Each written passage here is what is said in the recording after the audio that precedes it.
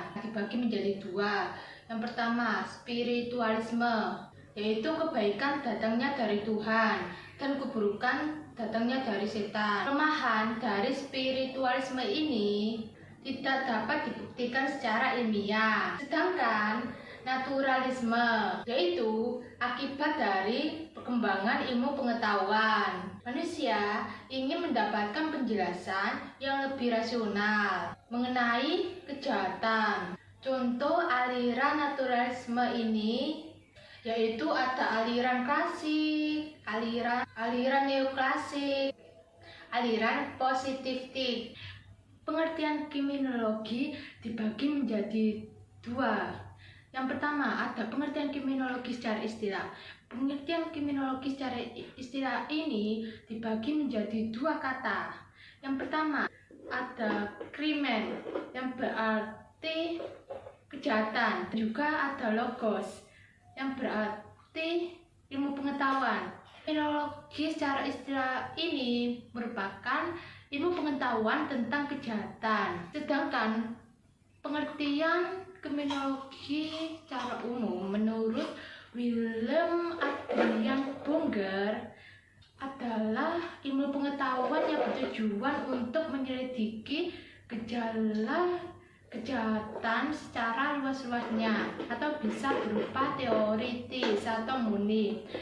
Dan juga ada Martin Heidegger dan Louis Jablonski. Ini pengertian kriminologi adalah sebagai studi ilmiah yang mencakup tentang kejahatan dan penjahat sebagai studi analisa tentang sifat dan luas kejahatan, sebab-sebab kejahatan, perkembangan hukum pidana dan pelaksanaan peradilan pidana, ciri-ciri penjahat, pembinaan penjahat atau yang bisa disebut juga sebagai penologi, pola-pola kriminalitas, akibat kejahatan atas perubahan sosial. Kajian kriminologi. Kajian kriminologi ini memiliki persamaan dengan arti pengertian kriminologi menurut Martin Heidegger dan Louis Jablonski, yang dimana fokus utama kajian kriminologi itu adalah arti kejahatan, sifat dan luas kejahatan. Mengapa orang berbuat jahat? Reformasi HP. Bagaimana penjahat tersebut dicirikan oleh kriminologi? Pembinaan penjahat, bentuk kejahatan, akibat dari perlakuan jahat, dan mencegah kejahatan agar tidak terulang. Secara garis besar, kajian kriminologi menurut I.S. Susanto yaitu kejahatan, pelaku, dan reaksi dari masyarakat. Objek studi kriminologi. Dari definisi kajian kriminologi tersebut, objek studi kriminologi mencakup tiga hal: pelaku, kejahatan, reaksi masyarakat terhadap keduanya. Cabang-cabang kriminologi. Menurut Bonger, cabang-cabang kriminologi ini dibagi menjadi dua. Yang pertama, kriminologi murni, dan yang kedua, kriminologi terapan. Kriminologi murni ini terdiri dari 5 jenis, yaitu yang pertama ada antropologi kriminologi, yang dimana ilmu pengetahuan tentang manusia yang jahat ini memiliki hubungan suku dan budaya. Dan yang kedua ada sosiologi kriminologi, yaitu kejahatan sebagai suatu gejala masyarakat. Dan yang ketiga ada psikologi kriminologi, yang dimana melihat penjahat itu berdasarkan dari sudut kejiwaannya.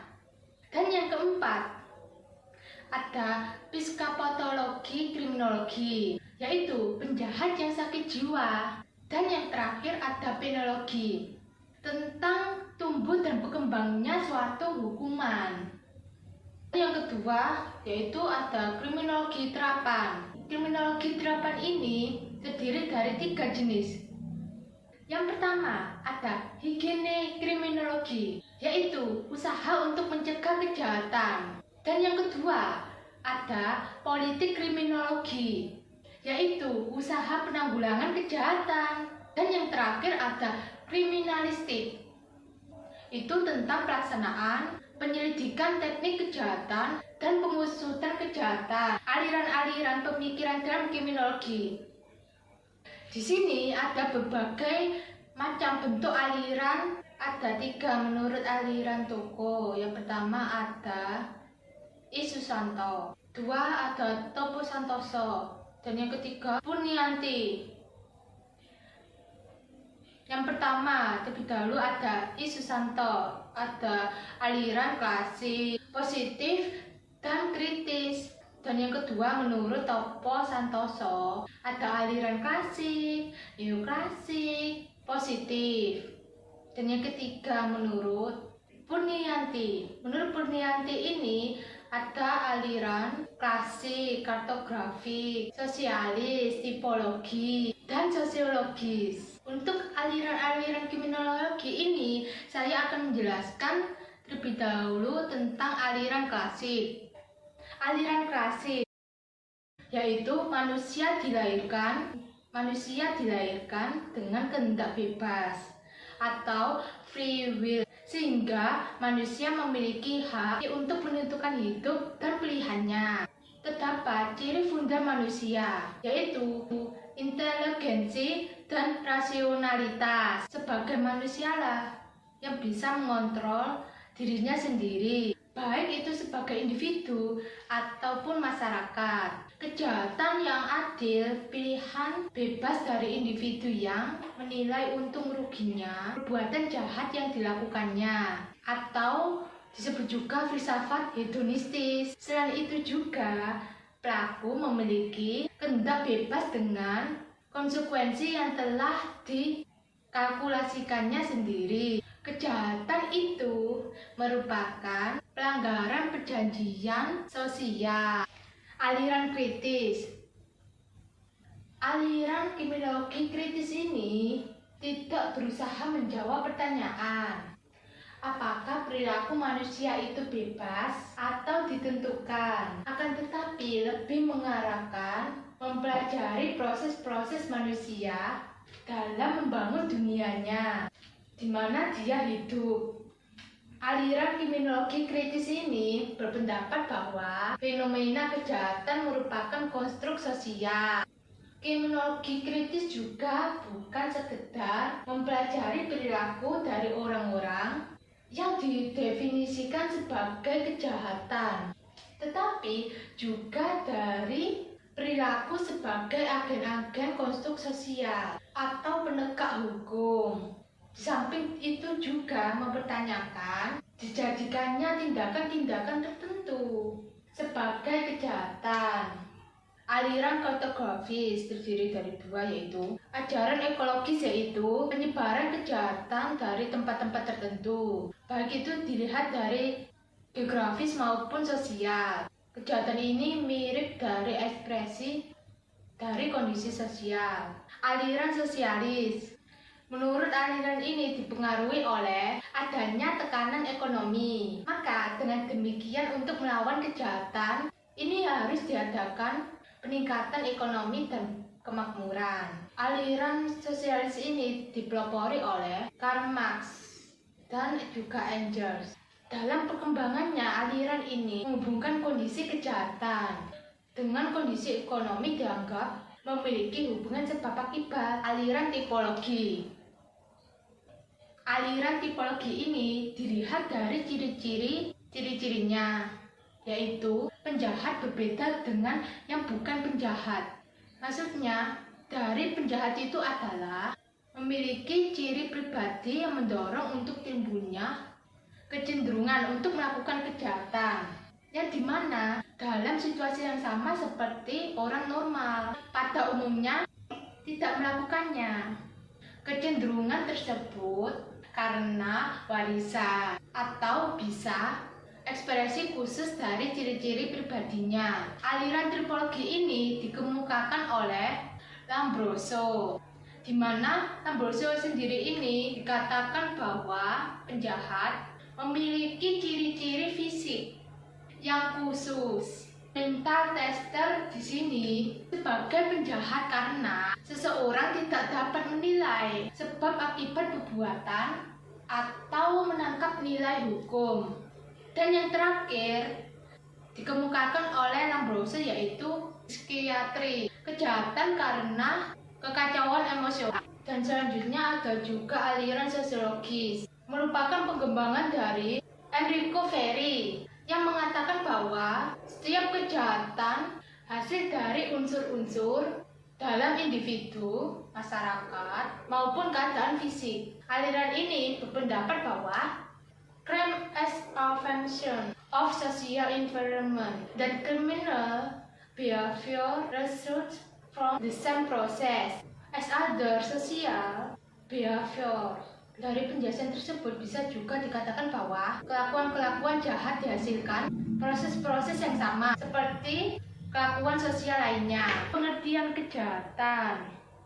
Pengertian kejahatan menurut Kamus Besar Bahasa Indonesia adalah perilaku yang bertentangan dengan nilai dan norma-norma yang berlaku yang telah disahkan menurut hukum pidana atau hukum tertulis. Sedangkan menurut Donald F. Todd, pengertian kejahatan itu adalah a crime is an act forbidden and made punishable by law, yang artinya perbuatan yang melanggar hukum pidana. Klasifikasi kejahatan.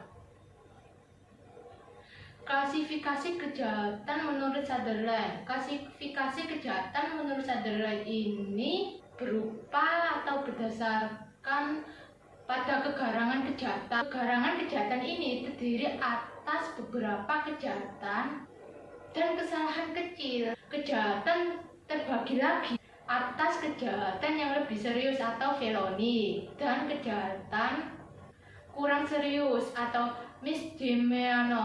Menurut Bonger, klasifikasi kejahatan itu berdasarkan pada motif para pelaku, yang dimana motif pelaku ini yaitu kejahatan ekonomis, kejahatan seksual, kejahatan politik, dan kejahatan dengan pembalasan sebagai motif utamanya. Bentuk-bentuk kejahatan bisa dilihat dari sini. Bentuk kejahatan itu ada berbagai macam, terutama ada bentuk kejahatan keterangan. Bentuk kejahatan keterangan atau kejahatan konvensional yaitu kejahatan kelas bawah atau blue collar crime. Kejahatan blue collar crime ini merupakan kejahatan yang nyata ada pada kehidupan masyarakat. Kejahatan inkonvensional, bentuk keterangannya kejahatan kerah putih ini suka dideteksi secara dini dan jarang tersentuh oleh hukum. Contoh white collar crime, ada korupsi. Pelaku kejahatan konvensional. Pelaku kejahatan konvensional ini mereka yang berstatus kelas bawah, atau berstatus kelas bawah ini bisa dilakukan secara individu. Sedangkan kejahatan inkonvensional ini mereka yang berstatus kelas atas atau dilakukan secara berkelompok tertentu. Jenisnya, jenis kejahatan konvensional diatur dalam KUHP, sedangkan jenis kejahatan inkonvensional diatur di luar KUHP. Modus operasi kejahatan konvensional dilakukan secara sederhana atau konvensional, namun berbeda dengan kejahatan konvensional yang dimana kejahatan konvensional ini, modus operasi kejahatan konvensional ini dilakukan kekerasan atau konvensional. Sedangkan kejahatan inkonvensional modus operasinya itu tanpa kekerasan. Motivasi kejahatan konvensional ini lebih sederhana dibandingkan dengan kejahatan inkonvensional, di mana kejahatan inkonvensional motivasinya bisa berupa ekonomi, kekuasaan, dan politik. Dari penjelasan tersebut dapat disimpulkan bahwa seseorang melakukan kejahatan karena kondisi sosial. Beragam kondisi sosial inilah yang menjadi penyebab kriminalitas semakin meningkat, yang dimana akan merugikan kehidupan manusia.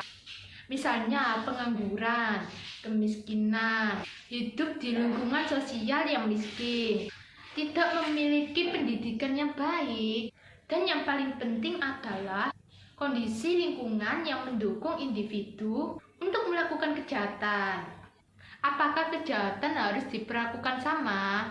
Menurut saya bisa juga, atau terdapat hukum yang harus diperlakukan sama, ada juga yang tidak harus diperlakukan yang sama. Kenapa? Karena kejahatan itu memiliki bentuk yang berbeda-beda. Bahkan perilaku kejahatan yang sama dapat didasari oleh alasan yang berbeda. Misalkan, perilaku mencuri, seseorang melakukannya untuk bertahan hidup. Selanjutnya mengenai tinjauan singkat tentang mazhab positif Italia. Yang pertama, ada teori Lombroso. Teori Lombroso bahwa para penjahat dipandang dari sudut antropologi mempunyai tanda-tanda tertentu. Misalnya tengkoraknya memiliki kelainan-kelainan, reman muka juga lain dari orang biasa, tulang dahi yang melengkung ke belakang. Selain itu, Lombroso juga mengemukakan hipotesis atavisme. Seseorang penjahat akan mendapat dari sifat-sifat yang sudah tidak dimiliki oleh nenek moyang yang terdekat, tapi memiliki nenek moyang yang jauh. Mazhab lingkungan ada Lacaksana. Ajaran ini menyatakan bahwa keadaan sekeliling atau lingkungan adalah salah satu pembenihan timbulnya kejahatan. Sekian dari penjelasan saya. Ini bisa dilanjut penjelasan yang lain oleh Tabita Azhara Oktavara. Berikut penjelasan dari Tabita Azhara Oktavara.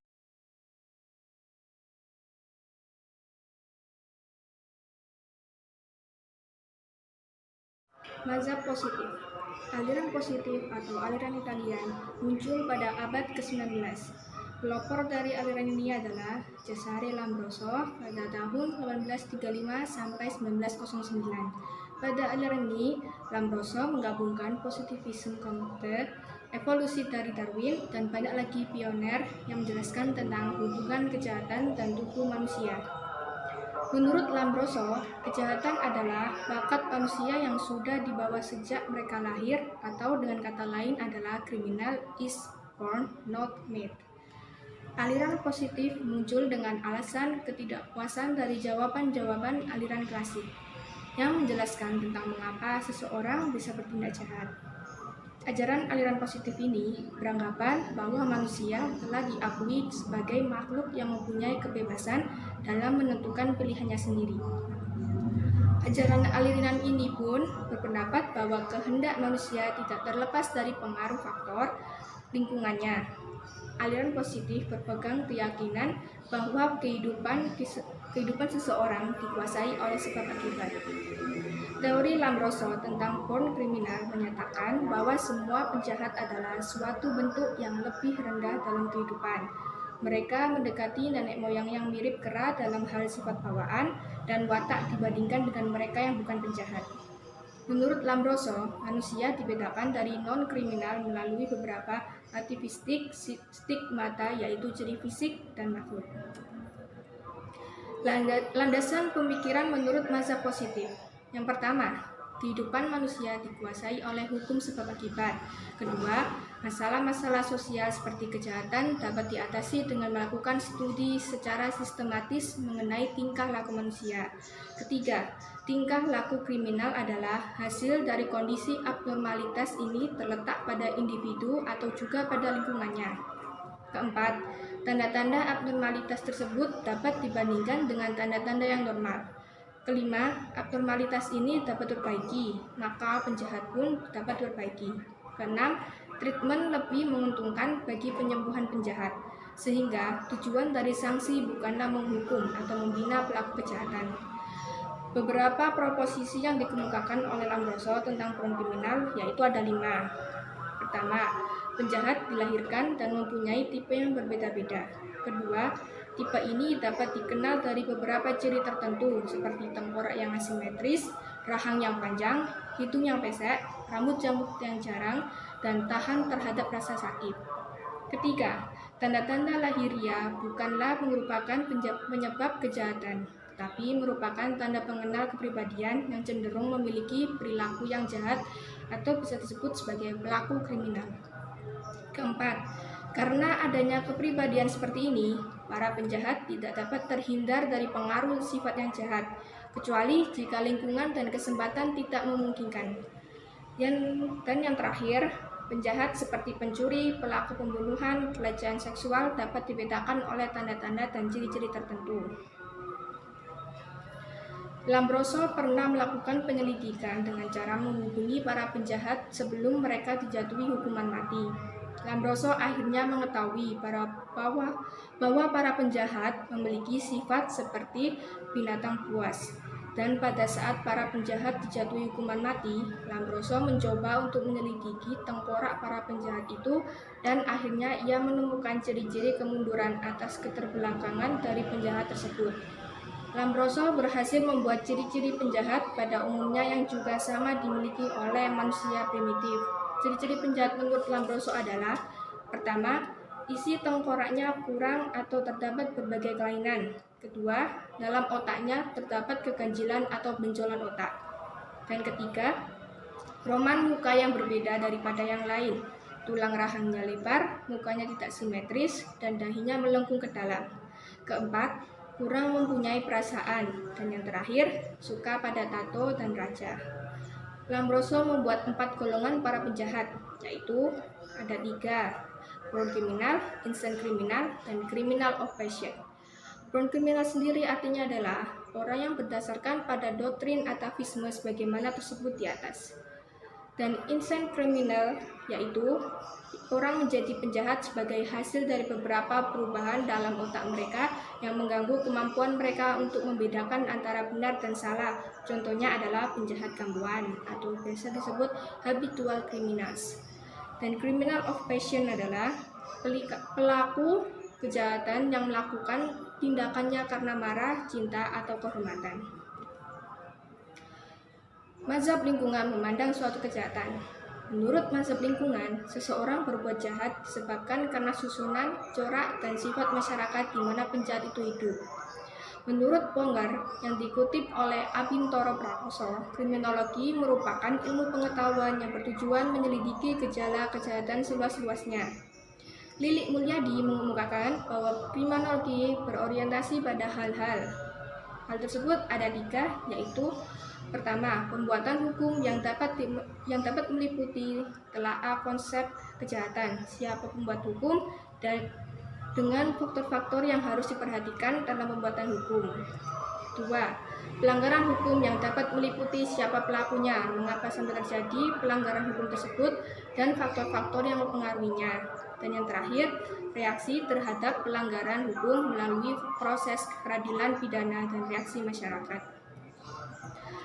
Teori dalam melihat unsur penyebab terjadinya kejahatan menurut Abintoro Prakoso dibagi menjadi 2 golongan, yaitu golongan pertama, teori kriminologi konvensional, dan golongan yang kedua, teori kriminologi modern. Teori kriminologi konvensional apa sih? Dan teori kriminologi modern itu apa artinya? Teori kriminologi konvensional, menurut teori Pongar terdapat 7 macam penyebab kejahatan, yakni terlantarnya anak-anak, kesengsaraan, nafsu ingin memiliki, demoralisasi seksual, alkoholisme, rendahnya budi pekerti, dan perang. Menurut teori Sujono, Tirjo Sisworo adalah secara kronologis menghubungkan tindakan kriminal dengan beberapa faktor sebagai penyebabnya. Teori dirasuk setan adalah usaha mencari kausa kejahatan yang secara wajar tidak menerima teori dirasuk setan, namun masih beranggapan bahwa penyebab kejahatan adalah dari luar kemauan si pelaku. Ternal teori menjelaskan bahwa kejahatan yang ditujukan terhadap manusia dipengaruhi oleh iklim panas dan terhadap harta benda dipengaruhi oleh iklim dingin. Teori psikologi hedonistis menjelaskan bahwa manusia mengatur perilakunya atas dasar pertimbangan demi kesenangan dan penderitaan sehingga penyebab kejahatan terletak pada pertimbangan rasional si pelaku. Teori Cesare Lombroso, ia menyatakan bahwa disebabkan adanya faktor bakat yang ada pada diri si pelaku atau disebut a born criminal. Teori kesempatan dari Lassagne menyatakan bahwa masyarakat yang memberi kesempatan untuk berbuat kejahatan. Teori von Maris menerangkan bahwa kejahatan bertambah bila mana harga bahan pokok naik dan sebaliknya. Teori Ferry menerangkan bahwa kejahatan terletak pada lingkungan sosial, lingkungan fisik, dan keturunan. Teori Charles Goring menerangkan bahwa kerusakan mental adalah faktor utama dalam kriminalitas, sedangkan kondisi sosial berpengaruh sedikit pada kriminalitas. Teori kriminologi modern. Dalam teori kriminologi modern terdapat 3 teori, yaitu teori asosiasi diferensial, teori tegang atau anomi atau strain teori, dan ketiga teori kontrol sosial atau social control teori. Teori asosiasi diferensial. Teori ini menjelaskan bahwa kejahatan yang dilakukan seseorang adalah hasil peniruan terhadap tindakan kejahatan yang ada dalam masyarakat. Dan pengertian tersebut dikemukakan oleh Gabriel Drake.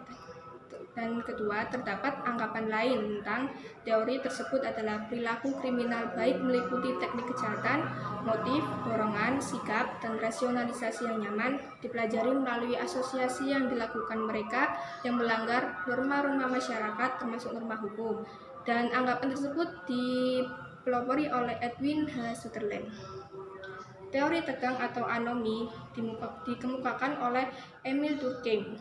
Ia menjelaskan bahwa di bawah kondisi sosial tertentu, norma-norma sosial tradisional dan berbagai peraturan kehilangan otoritasnya atas perilaku.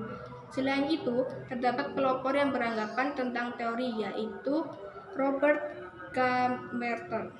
Ia menerangkan bahwa manusia pada dasarnya selalu melanggar hukum setelah terputusnya antara tujuan dan cara mencapainya menjadi demikian besar, sehingga satu-satunya cara mencapai tujuan adalah melalui saluran yang tidak legal.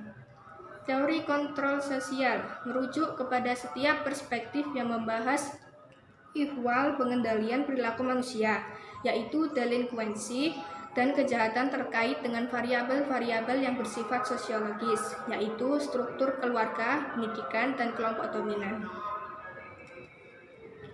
Teori-teori mazhab lingkungan. Mazhab lingkungan ada dikarenakan mazhab ini sangat memperhatikan kondisi lingkungan masyarakat. Mazhab ini lahir sebagai reaksi terhadap aliran antropologi kriminal. Aliran ini berpendapat bahwa sebetulnya penjahat itu tidak bersalah. Mazhab ini memiliki semboyan yang jika di bahasa Indonesia menjadi dunia adalah lebih bertanggung jawab terhadap bagaimana jadinya saya pada diri pribadi sendiri. Dapat diartikan bahwa aliran ini beranggapan tentang penjahat itu bukan dari manusia itu sendiri, melainkan dipengaruhi oleh lingkungan. Pemuka mazhab lingkungan adalah Lassagne, yaitu seorang dokter, Manouvier yang merupakan seorang antropologi, dan Drake yang merupakan seorang yuri dan sosiolog. Mazhab lingkungan dibagi menjadi beberapa bagian, yaitu lingkungan alam yang tokohnya adalah Montesquieu, dan lingkungan sosial yang tokohnya adalah Lassagne, Drake, Edwin H. Sutherland, dan M. de Betz. Dan lingkungan ekonomi yang tokohnya adalah F. Turati, N'Gola Janni, dan W. A. Bonger. Lassagne menyatakan bahwa keadaan sosial sekeliling adalah pembenihan untuk kejahatan, sedangkan Tade menyatakan bahwa kriminalitas bukan gejala antropologis, melainkan karena gejala sosial, seperti juga lain-lain gejala sosial yang dipengaruhi oleh imitasi. Tade menambahkan bahwa semua perbuatan penting dalam kehidupan sosial dilakukan di bawah kekuasaan. Keadaan di sekeliling merupakan suatu pembenihan, suatu kejahatan. Kuman adalah suatu penjahat, suatu unsur yang baru mempunyai arti apabila menemukan pembenihan yang membuatnya berkembang. Mazhab lingkungan ekonomi mulai berpengaruh pada abad ke-18, namun permulaannya pada abad ke-19 yang menyatakan bahwa kejahatan terjadi disebabkan oleh faktor ekonomi. F. Turati menyatakan bahwa tidak hanya kekurangan dan kesengsaraan saja yang dapat menimbulkan kejahatan, tetapi bisa juga didorong oleh nafsu ingin memiliki yang berhubungan sangat erat dengan sistem ekonomi pada waktu sekarang yang mendorong kejahatan ekonomi. N. Kolajani menyatakan bahwa timbulnya kejahatan ekonomi dengan gejala patologis sosial yang berasal dari kejahatan politik mempunyai hubungan sangat erat dengan keadaan kritis. Aliran kriminologi lingkungan sosial dapat dikelompokkan menjadi 3 kategori, yaitu anomi, ketiadaan norma atau strain ketekanan, dan kedua, cultural deviance, penyimpangan budaya, dan ketiga, social control atau kontrol sosial. Teori anomi dan penyimpangan budaya memusatkan perhatian kepada kekuatan-kekuatan sosial atau social forces yang menyebabkan orang melakukan aktivitas kriminal. Teori ini berasumsi bahwa kelas sosial dan tingkah laku kriminal saling berhubungan. Penganut teori anomi beranggapan bahwa seluruh anggota masyarakat mengikuti seperangkat nilai-nilai budaya, yaitu nilai-nilai budaya kelas menengah, yakni adanya anggapan bahwa nilai budaya terpenting adalah keberhasilan dalam ekonomi. Karena orang-orang kelas bawah tidak mempunyai sarana-sarana yang sah atau disebut legitimate means untuk mencapai tujuan tersebut seperti gaji tinggi, bidang usaha yang maju, dan lain-lain. Mereka menjadi frustasi dan beralih menggunakan sarana-sarana yang tidak sah atau illegitimate means. Penganut teori penyimpangan budaya mengklaim bahwa orang-orang dari kelas bawah memiliki seperangkat nilai-nilai yang berbeda, yang cenderung konflik dengan nilai-nilai kelas menengah. Sebagaimana konsekuensinya, manakala orang-orang kelas bawah mengikuti sistem nilai mereka sendiri, mereka mungkin telah melanggar norma-norma konvensional dengan cara mencuri, merampok, dan sebagainya.